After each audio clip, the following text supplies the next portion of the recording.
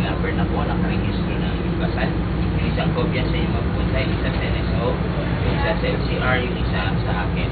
Kung gusto po niyo kumuha ng additional copy for local purposes, balik lang sa register. Pag mag-abroad, sa NSO pupunta. Ito po sa dito pa, meron po NSO extension office. Pwedeng kumuha ng dokumento, birth, marriage, pwede po na yan.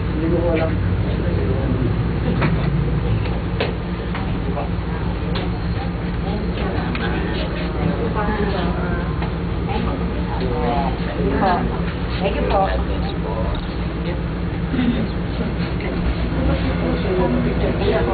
Ay, papicture mo. Yan ang picture mo na tayo.